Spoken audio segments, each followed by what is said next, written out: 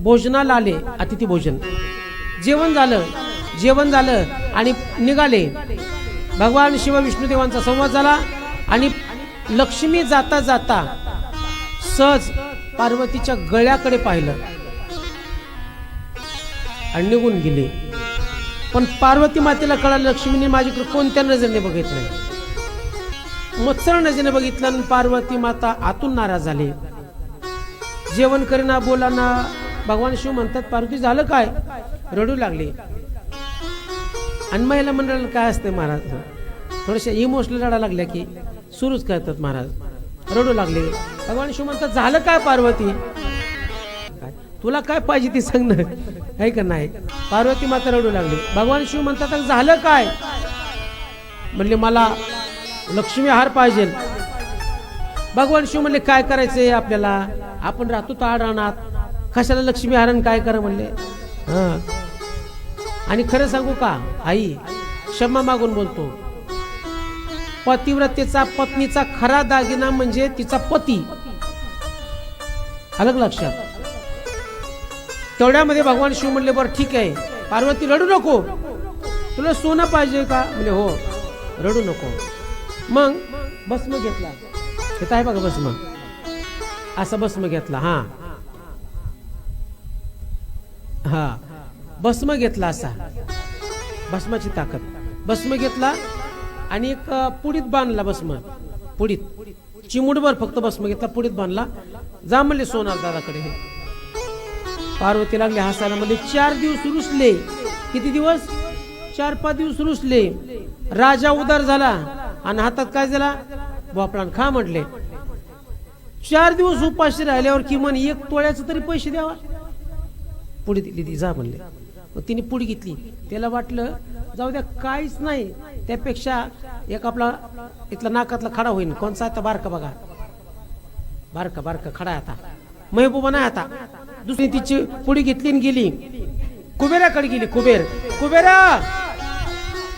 कुबेराने बघितलं जगदंबा स्वयं पळतच आला, दर्शन घेतलं. आई नुसतं मला जर सांगितलं असतं काय काम आहे मी तिथं आलो असतो. म्हणजे माझंच काम आहे. काय? ही मालकाला पुढे दिली तुमच्या देवानी. काय? ह्याच्या वजनाचं सोनं दे बाबा. 4-5 दिवस रुसले. आता दिवाळी आली, पंचमी, आणि काय दिलंय. मग कुबेर म्हणला आई बसा तुम्ही. मंचकावर बसवलं आणि कुबेर गेला. कुबेराच्या गोडांमध्ये तराजू असा होता, सगळ्या विश्वातलं सोनं एका तराजूत बसवलं, एवढा मोठा तराजू होता. कारण सगळ्या विश्वातला तो मालक आहे धनाचा. मग ती पुडी ना एका पारड्यात टाकली पुडी, आणि दुसऱ्या पारड्यात त्यांनी 1 तोळावर सोनं आणून टाकलं, 2 तोळा टाकलं, 10 तोळा टाकलं, किलोवर टाकलं, तरी ती भस्माची पुडी वर येणार. परत पाटी भरून सोनं आणलं तरी बी पुडी वर येणार. मग सेवक होते, सेवकांना म्हणले टाकीत राहा तुम्ही सोनं. मग त्या पारड्यामध्ये सोनं टाकीत ढीग लागला. विहिरीतलं खरपाड कसं बाहेर पडलं ढीग लागतो, तेवढा ढीग लागला तरी पुडी वर येणार. शेवटी त्यांनी सगळ्यांनी सांगितलं आपण ज्याला धन दिलं ना ते सगळं घेऊन या, वसूल करून आणलं धन. आणि मेरू पर्वता एवढा पर्वत लागला सोन्याचा, सगळे हिरीमानिक मोते सगळे. पण भस्माची पुडी वर येणार. कारण कुबेराला माहित होतं ना भगवान शिवाचा भस्म आहे, भस्म का लावावा आणि भस्माची ताकद काय असते. तुम्ही आम्ही गरीब, आपण म्हणतो ही गरीब आहे, पण ज्याच्या कपड्यावर भस्म आहे ना तो सगळ्या जगातला श्रीमंत आहे. अलग लक्षात. परिस्थितीवर तुम्ही श्रीमंत गरीब नका म्हणू. का? तुम्ही भस्म लावला. तुम्ही भस्मधारी म्हणजे भगवान शिवाचे अंश आहेत. भस्माची ताकद पार्वतीला नव्हती माहिती, पण याला माहिती होती. पार्वती माता म्हणते उशीर झालाय कुबेर काहीच बोला ना. आणि पार्वती माता त्या गोडांमध्ये आली तर सगळे सेवक त्या पारड्याच्या साखळीला लटकलेत. सगळ्याच्या वरी कुबेर बसलाय. आणि कुबेर म्हणते आई भस्म इथं राहू द्या आणि माझे सेवक असं इथे सगळं सोनं घेऊन जा. आणि ज्यावेळेस पार्वतीने ती बघितला ढिगारा आणि मग तिच्या लक्षात आलं. ती म्हणले कुबेरा खाली उतर. अहो का बाई खाली उतर, माझी भस्माची पुडी दे. म्हणजे सोनं पाहिजे होतं नग म्हणली मला. अहो घेऊन जावं सोनं. ती भस्माची पुडी दे माझी. आली माघारी आणि भस्माची पुडी घेऊन आली. भगवान शिव म्हणतात पार्वती जशी गेली तशीच आली. काही कानातला नाकातला काही वस्तू केली नाही, आली. भगवान शिवाने हाक मारली पण पार्वती काहीच बोलत नाही. आणि मग पाद्यपूजेचं साहित्य आणलं. भगवान शिवाच्या समोर बसली खाली आणि भगवान शिवाची पाद्यपूजा करते. भगवान शिवाची पाद्यपूजा करते. पण भगवान शिव म्हणतात, पार्वती तू दररोज थंड पाण्याने माझी पाद्यपूजा करते, आज गरम पाणी माझ्या पायावर. तर पार्वती बोलत नव्हती काही, पण पार्वती ढसा ढसा रडत होती. पार्वती म्हणते, देवा तुमचा स्पर्श त्या भस्माला लागला. त्या भस्माची तुलना अख्ख्या विश्वातलं धन, हिरे, माणिक, मोती सगळ्या प्रकारचं वैभव एका पारड्यात टाकला, अख्ख्या जगाचं. आणि एका पारड्यात तुमचा नुसता चिमुटभर भस्म टाकला, तरी तुमच्या भस्माची तुलना होऊ शकली नाही. आणि जे भस्म जे तुम्ही दिलाय, आणि अशा भस्मधाराची मी पत्नी आहे, पण मला तुमची किंमत कळाली नाही. माझा देव का सगळ्यापेक्षा वेगळा आहे, का भगवान शिवाच्या अंगावर अलंकार नाहीत, हे आज कळालं. देवा चिमुटभर भस्माची तुलना अख्ख्या जगातल्या धनाची होऊ शकत नाही. आणि एवढा असणारा माझा भोळासा माझ्या देवाला मी 4 दिवस उपाशी ठेवला. रडू लागली, रुसली ना. रुसल्यामुळे 4 दिवस देव उपाशी होता. रडू लागले महाराज. आणि भगवान शिवाच्या चरणावर डोकं ठेवलं, असे पाय धरले. भगवान शिव म्हणतात, अगं पार्वती मी तुला काय बोललो का, तू म्हणलेस ना उठ. आणि मग पार्वती रडते आणि परत एकदा म्हणते की मला आता माफ करा, आता इथून पुढे नाही तुम्हाला त्रास देणार. आता टाळी याच्यासाठी वाजवा की आताचे मागचं जी लाईन आहे ना, कशाला हवं ग मजला, एवढा फक्त मंत्र पाठ करा, तुमच्या आयुष्यात सुखच आहे महाराज. हा आता त्यांनी जर घेतलं प्रसन्न होऊन तर नाही म्हण नका, दिल्यावर नाही म्हण नका. ऐका, पार्वती माता परत दोघं एकत्र आले आणि परत सृष्टीत भक्तांच्या लीला परीक्षा घेऊ लागले. डाव तेवढ्या नारदजी आले. नारदजी आल्यानंतर बसायला आसन दिलं. नारदजी म्हणले, देवा काय करता? काय नाही म्हणले, बसलो तर आम्ही जगाचा खेळ करतो. नारदजी म्हणले, काय हे असले खेळणं काय? म्हणले, देवा शोभतो का तुम्हाला? म्हणले, काय पण बी नाही का? जसं की खेळ म्हटलं की काहीतरी स्पर्धा, पैसे वगैरे आले. भगवान शिव म्हणले, कुठलं काय? ती सोकट्या टाकती, मी सोकट्या टाकतो. नारदजी म्हणला, पण देवा हे असलं असतं का काय? देवा असं करा, काहीतरी पण ठरवा. महर्षी नारद म्हणतात, पण ठेवा, काहीतरी आम्हाला मिळेल मधल्या माणसाला थोडंफार कमिशन तरी. भगवान शिव म्हणले, नारदजी तुम्ही ठरवा. नारदजी म्हणले, पार्वती माता काय पण ठेवायचा? पार्वती म्हणले, मी जिंकले, मी जी मागन ते भगवान शंकरांना द्यायचं. भगवान शंकर म्हणले, ठीक आहे. आणि भगवान शंकर म्हणले, मी जिंकल्यावर पार्वती म्हणले, तुम्ही मागाल ते मी देणार. ठीक आहे, ठरलं. बघा आता त्याला म्हणतात वरमृही, म्हणजे इच्छा मागणे. योगाने पार्वतीच्या बाजूने नारदजी बसले आणि पहिला डाव टाकला.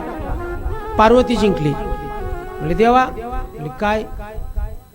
गळ्यातलं जे काही वैभव आहे तुमचे साप वासुकी बाजूला ठेवा. वासुकीला काढलं, तिकडे दिला. दुसरा डाव टाकला. आता साक्षीला कोणी? नारदजी. दुसरा डाव जिंकला. म्हणली, चंद्र महाराज खाली या. चंद्राला खाली बोलून घेतलं. योग. भगवान शंकर म्हणले, प्रत्येक डाव मी हारतोय. पण नजर कोणाची होती? नारदजीची. हा. तिसरा डाव जिंकला. त्रिशूळ डमरू घेतलं. चौथा डाव जिंकला. गजचर्म घेतलं. पाचवा डाव जिंकला. गंगेला खाली बोलावलं. असं करत करत फक्त लंगोटी राहिली होती बघा. शेवटचा डाव जिंकला. म्हणले, देवा द्या. आणि भगवान शिव जावा विवस्त्र झाले, दिगंबर. आणि जी राग आला, कपटी म्हणले, तू कपटी, ती इनेवाला बी कपटी म्हणले. माझ्याच लग्नात ती मार खाणार होता पण वाचला म्हणले. आणि जी राग आला, भगवान शंकर तना गेले मला. हा. आता नारद 2दा वाचले होते. आणि ज्या वेळेस नारदाला वाटलं आता चेष्टा, त्याला वाटलं चेष्टा होईल, पण नारदजीच्या लक्षात आलं नाही. भगवान शिव रागाने गेले. नारदजींनी काढता पाय घेतला महाराज. हा. नारदजी 2दा वाचलेत महाराज.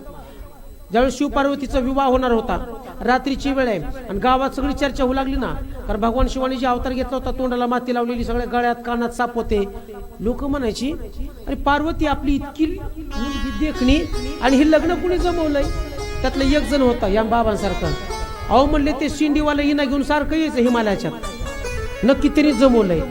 गावातले लोक म्हणले त्याला बघा म्हणले, त्या हिनीवाल्या बाबाला बोलाव म्हणले, त्याला ठोका देऊ म्हणले. त्यांनी जमवलंय. हे नारदजीने ऐकलं. नारदजी जी हिना घेऊन पळाले होते, विष्णुदेवाने आडीलो म्हणून थांबले ना, तर नारदजीला तिथंच प्रसाद मिळत होता. नारदजी म्हणले मी चांगल्यासाठी जमवलं. लोक काय म्हणतात, लोक अशीच आहेत, तुम्ही कसं वागितलं तरी लोक नावं ठेवणारच आहे. नारदजी निघून गेले. पार्वतीला वाटलं फिरून फिरून गेलं तर कुठं जाईन, येईन माघारी, हे का नाही? कारण घरामध्ये नवरा बायकोची भांडणं होत्यात, सकाळ सकाळ भांडणं होत्यात आणि ती म्हणतो आतापासून तुझं तोंडच बघणार नाही. राग राग तो दिवसभर फिरतो, 5 वाजता येतो किचन मध्ये, काय करते ऐका लाज म्हणतात महाराज, काय नसते. पार्वती मातेला वाटलं संध्याकाळी येतील. दुसरा दिवस झाला. नंदी बोले बाबा कुठे आहेत? म्हणलं आई मीच तुम्हाला विचारलं होतो की आज देवाचं दर्शन नाही, पाद्यपूजा नाही, देव कुठे? पार्वती माता म्हणली काल आम्ही असा एक पण जिंकला, मी सगळे पण जिंकले आणि देवाला तुमचा राग आला. नंदी म्हणला बरं ठीक आहे. आणि मग 2 दिवस झालं, 3 दिवस झालं. आता मात्र 4-5 दिवसांनी पार्वतीच्या मनात थोडीशी शंकेची पाल चुकली. म्हणली नंदी तुम्ही जावा, सगळ्या देवांना विचारा इकडे आलेत का तिकडे आलेत का. गणेशजी जाते, ही जाते, सगळी फिरतात, कुठंच विचारलं. वेदाला विचारलं, भोलेनाथ दिसला का? वेद म्हणतात. शास्त्राला विचारलं, दिवसाला रात्रीला संध्येला प्रभात सगळ्यांना विचारलं. अहो महाराज 80,000 वर्ष तपश्चर्या करणाऱ्याचं स्वप्नात न जाणारा परमात्मा पार्वती मातेला सहज मिळाला. पण सहज मिळाली त्याची किंमत राहत गेले महाराज. पार्वती 8 दिवस झाले रडू लागली. विष्णुदेवाला विचारलं, ब्रह्मदेवाला विचारलं, नाही. आणि मग पार्वती माता आपल्या माहेरात आली. हिमालय म्हणतात पार्वती अचानक चेहरा पडलेला आहे. तिने कहाणी सांगितली, बाबा हे असं झालं आणि देव रुसून गेले. स्वतः हिमालय खवळले. म्हणजे पार्वती तुला कळलं नाही ती कोण आहे ते? हो कळलं, पण ते आलं ना शिंदेवालं, आमचं चाललं होतं व्यवस्थित, ते आलं विनाकर्माच्या डोक्यात भरवलं आणि त्यांनी काय केलं, सगळे डाव मी जिंकले. आणि त्या बांधक्यात तिची विजयाची नशा असते ना, त्या बांधक्यात कळालं नाही. बाबा काही बी करा त्यांना शोधून आणा. हिमालय म्हणले तर अवघड घडे म्हणले. 15 दिवस झाले, 20 दिवस झाले, पण भगवान शिव काही सापडा ना. रडू लागले. 100 भाऊ आहेत, सगळे गेलेत, भगवान शिव आहे महाराज. विश्व संपल्यानंतर जो शिल्लक राहतो तो शिव आहे. तो काय इतका कोणाच्या सहज येतोय का महाराज? पण एक आहे, भक्ताचे तो आधी नाही. मी तर 1000 शब्द आहेत, 1000 वेळेस उल्लेख आहे. भगवान शिव कुणाच्या आधी नाही, पण भक्ताच्या आधी नाही. मग महाराज पार्वती माता आपल्या वडिलांच्या शेतात, म्हणजे जो परिसर आहे, पहाड, वेली, फुलं, जे हिरवळ आहे. तुम्ही आता बघा जम्मू काश्मीर त्या साईडला चालता बोलता स्वर्ग तोच मोबाईल मध्ये तुम्हाला बसते बघा, पाणी वाहतंय किंवा बर्फाळ आहे, ते ठिकाण म्हणजेच हिमालय, म्हणजे पार्वती मातेचं माहेर आहे. आणि पार्वती माता चालते चालते एका घनदाट वृक्षामध्ये सावलीत एक शिळा आहे उंच, त्याच्यावर बसली आणि विचार करते. कुठून बुद्धी सुचली आणि त्या नारद मुनीचं ऐकलं, म्हणून तिच्या डोळ्यातून अश्रू टप दिशीन टपकले. आणि तिच्या समोर वेलींची जाळी, इतकी वेलींची जाळी जाळी जाळी जाळी जाळी नाही का, एखाद्या ओढ्यामध्ये सगळ्या इकडच्या तिकडे जाळ्या असतात, अशा दोन्ही साईडला जाळ्यात, पहाड आहे, गुंफ आहे. आणि सहज लक्षात गेलं की त्या जाळीतून तिसरा नयन दिसला. कोणता? तिसरा नयन. आणि अचानक ती बघती, म्हणजे कोण आहे बघावं, तर त्या गुंफ आहे आणि त्याच्या समोर सगळी जाळी जाळी वेलांची फुलं आहेत वगैरे. पार्वतीने मग डोळे पुसले आणि मग मनातली मनात म्हणती, एवढं रुसून जायचं तर दुसरीकडे जायचं ना, माझ्याच बापाची घरी येऊन बसलात. हिमालयाच्याच परिसरात येऊन बसले ते. पण म्हणले आता जर मी समोर गेले तर रागावलेले असतील, म्हणून मारे पार्वतीने ठरवलं मनमोहन वाजवी डमरू, मनमोहन वाजवी डमरू, कोटी गाव पाव शंकरा. ओ मनमोहन वाजवी डमरू, कोटी गाव पाव शंकरा. ओ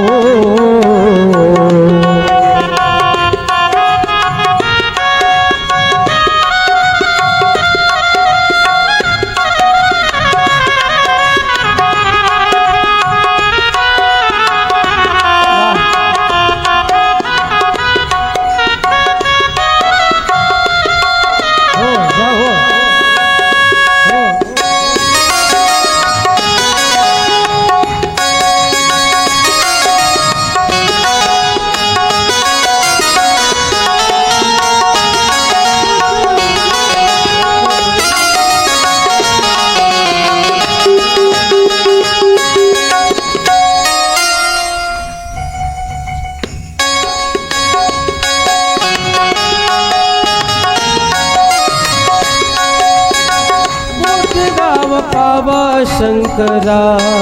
ओ मनमोहन डमरू,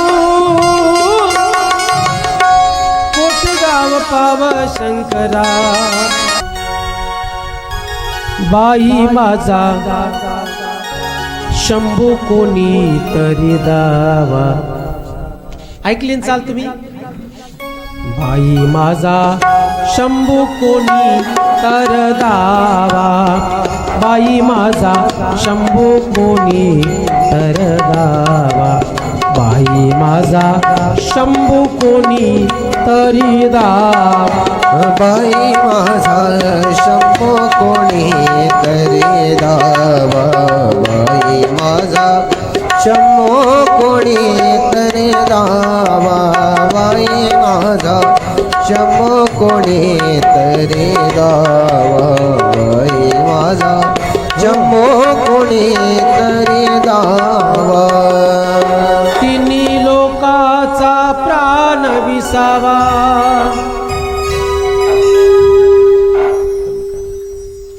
म्या दृष्टीने डाव मांडिला, पैज लावुनी शंभू हरला. म्हणजे उशीर झाला मलाही, ते आपल्या बापाला सांगते. पार्वती माता आपल्या वडिलांना सांगत होते, मी दृष्टीने डाव मांडिला, पेज लावुनी शंभू हरला. आणि मग पाहिलं, पण म्हणले आता असताना बिल्लीने रूप घेतलं आणि नाचू लागली. नाचत असताना नाचत नाचत समोर आली आणि आपला प्रभाव टाकला. भगवान शिवानी इतक्या जाळीतून बघितलं, म्हणजे एवढी सुंदर कन्या इथं कस का आली? डोळे उघडले, ए कोण आहे तो? ती म्हणली मी कोण आहे, तुम्हाला काय करायचंय? नाही, भगवान शिव म्हटले, अगं कोण सुंदरी? फार सुंदर दिसते. भोलेनाथ भोलेनाथ भोलेनाथ जग जेठी. ओ भोलेनाथ भोलेनाथ भोलेनाथ जग जेठी. भोलेनाथ भोलेनाथ भोलेनाथ जग जेठी. भोलेनाथ भोलेनाथ भोलेनाथ जग जेठी. एक वेळा देई भेटी, एक वेळा देई भेटी, एक वेळा भोलेनाथ भोलेनाथ भोलेनाथ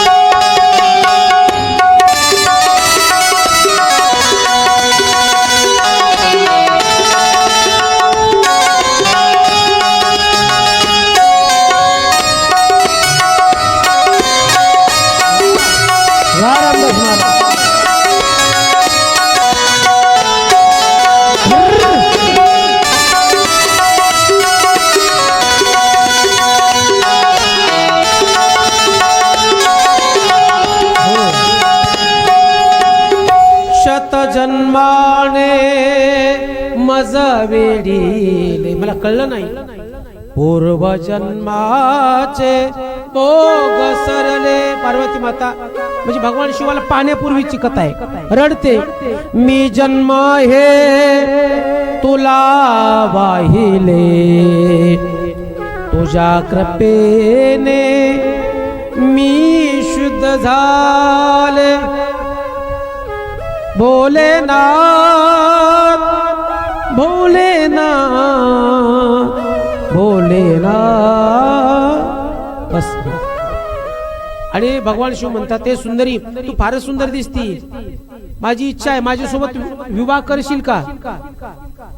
ते म्हणले, जोगड्या मी कोण, तू कोण? आता भिल्लीचं रूप घेतलं. बिल्लीन म्हणजे एक डोक्यात आणा. तुम्ही बंजारा एखाद्या स्त्री, बंजारा राजस्थानीचा ज्यावेळेस लग्नात ते पेराव करतात ते बघितलं असेल ना कधी? सेम तेच. इथं गोंदलेले बंगड्या अशा घातलेल्या पांढऱ्या, सगळं देखणा, अंगावर पोशाख आहे. आणि भगवान शिवात भोळ आहे. भगवान शंकर म्हणतात, हे मी तुझ्यावर लग्न करायला तयार आहे, तू काय मागायचं ते माग. माझी बायको लय कपटी निघली, लय फसवलं मला, पहिल्या जन्मात बी फसवलं, तेव्हा उलटे बोलायची भांडायची, आणि आता कपट करती. बघ काय आहे का? सगळं माझ्या अंगावरचं काढून घेतलंय, काय ठेवलं नाही, मला हाकलून दिलंय. ते म्हणले, तुमची बी चूक असेल. मी कुठला चूक करतोय? सगळी चूक तिचीच आहे. ती म्हणली, पण तुम्हाला कळतं का मी कोण आहे काय? अहो माझं लग्न झालंय. ते म्हणले, काय होतंय त्याला? काय होतंय त्याला? अहो माझं लग्न झालंय, तरी सुद्धा मला तुझ्यावर लग्न करायचंय. आणि माझ्या जर पतीला कळालं ना, लय रागीट आहे, दिसतंय भोळं पण लय रागीट आहे. ती म्हणला, माझी बायको मला अशीच म्हणत होती. कोण तुमची बायको? पार्वती. पण तुमची चूक दिसती मला. नाही ती लय कपटी, तिचं नाव बी घेऊ नको. आणि ती म्हणली, माझ्यावर लग्न केलं मला बी असं सोडून दिलं तर? नाही लय कपटी, ती कपटीच आहे, तिचं नावच काढू नको, मला तुझ्यावर लग्न करायचंय. बिल्लीन म्हणली, पण माझ्या पतीला जर कळालं आणि तिचं माझ्या भगवान पतीने तिसरा नयन जर उघडला तर नुसतं आगणीच बाहेर पडतंय. काळजी करू नको सुंदरी, मला पण तिसरा नयन आहे, मी तिला जाळून टाकतो. ती म्हणली, पण कसं शक्य आहे? म्हणले, फक्त सांग. चल म्हणले, मी तुझ्या पतीकडून परवानगी काढतो. बिल्लीन म्हणली, चला. मग भिल्लीन पुढं भगवान शिव माग, बिल्लीन पुढं भगवान शिव माग, माग पुढं. काय योग आहे बघा ना मला. भगवान पुढे चालतात. आणि योगायोगाने त्या भिल्लीने कुठं आणलं शिवाला? कैलास पर्वतावरच आणलं. कैलास पर्वतावर बघितलं, भगवान शिव म्हणतात, अगं बिल्लीन, माझं पण घर असंच आहे ग, पण मला नाही त्या घरी जायचं. ती कपची तिथं राहती, तिचं कोण पण बघणार नाही. बिल्लीन म्हणली, बसा इथं. अगं म्हणलं, बिल्लीन ती त्रिशूळ डमरू. ते म्हणले, माझ्या पतीचा हात बितला होता. नाही म्हणलं, माझं भाई तिकडे म्हणलं. महाराज हे सगळं बघितल्यावर बिल्लीन, अगं माझं घर तुझं घर अगदी सारखंच आहे. हो, माझ्या पतीला कळलं रागीत आहे, मला मी रागीत आहे. आणि मग महाराज भिल्लीन आतमध्ये गेली. भगवान शिव ज्या ठिकाणी बसायचे तीच ठिकाणी बसवलंय. बसा म्हणली इथं, पण हात बीत लावू नका वस्तूला इथं माझ्या पतीच्यात. ते मला नाही लावेत. बोलव तुझ्या पतीला, बोलव. तर म्हणे ठीक आहे. आणि मग भिल्लीन आली, म्हणली डोळे झाकून बसा. पण ठीक आहे बसतो. तुझं मालक आलं मला हाक मार, कारण मी समाधीत गेलो परत बाहेर येत नाही 10,000 वर्ष. नाही म्हणजे समाधीत जाऊ नका. आणि मग ती भिल्लीन म्हणजे पार्वती माता पाद्यपूजेचं साहित्य घेऊन आली. भगवान शिवाच्या पाद्यपूजा करू लागली. भगवान शिवाला काय आवडतं ते सगळे प्रकार वाहिले. आणि भगवान शिव म्हणतात, भिल्लीन अगं बोलव ना तुझ्या पतीला, बघू काय म्हणतंय ते. आणि भिल्लीन शांत आहे, भिल्लीन रडते. आणि ज्या वेळेस महाराज भगवान शिव म्हणतात, अगं भिल्लीन, माझी बायको सुद्धा अशी दररोज माझी पाद्यपूजा करते आणि तू पण करतीस, म्हणजे तू पण माझ्यासोबत विवाह करणार. आणि मग महाराज ज्यावेळेस त्या बिल्लीने असं वरी बघितलं भगवान शिवाकडं, भगवान शिव म्हणतात म्हणजे मूळ स्वरूपात आली ना पार्वती, पार्वती आणि तू आणि कपडे, ते म्हणले मीच आहे, आणि आतापर्यंत म्हणले मीच होते, आणि इथपर्यंत मीच आणलंय, तू बिल्ली नव्हती, हा बिल्लीनीची काय ताकद आहे त्याची, मी असताना. आणि मग भगवान शिवानी महाराज कडकडून मिठी मारली आणि भगवान शिव प्रसन्न झाले. आणि हिथं एक दृष्टांत, आता कथा संपली, पण संदेश, आपला पती किती कसा रुसला तरी त्याचा रुसवा काढायचा आपल्या हातात आहे. एक लक्षात घ्या, शक्ती, स्त्रिया म्हणजे शक्तीत महाराज. मी सांगितलं की विश्व शक्तिमय, विश्वातली शक्ती इकडे, तुमची शक्ती इकडे महाराज. तुम्ही काही करू शकता, पण तुम्हाला तुझी किंमत कळत नाही. आपला पती कदाचित रागावला असेल, भांडला असेल, बाहेर काही काम झालं नसेल, काही व्यापार करायला गेले असते, 10-5 रुपये कमी जास्त झाले असेल, रागावला असेल, घरी आले, पाणी नाही पेले, जेवण नाही केले, तर तुम्ही म्हणत जा की काय झालं, आज जेवण कमी केलं, डोकं दुखतंय का, नाही, पण पाणी घ्या, पाणी नाही पेलं, चहा करू का, नको, चहा, कॉफी करू का, नको, दूध करू का, नको, गोल्डन करू का, विचारायचं. आपलं काम आहे विचारायचं, बायकोचं काम आहे विचारायचं. मग ती चहा कॉफी गोल्डन काहीच नाही म्हणलं का नाही.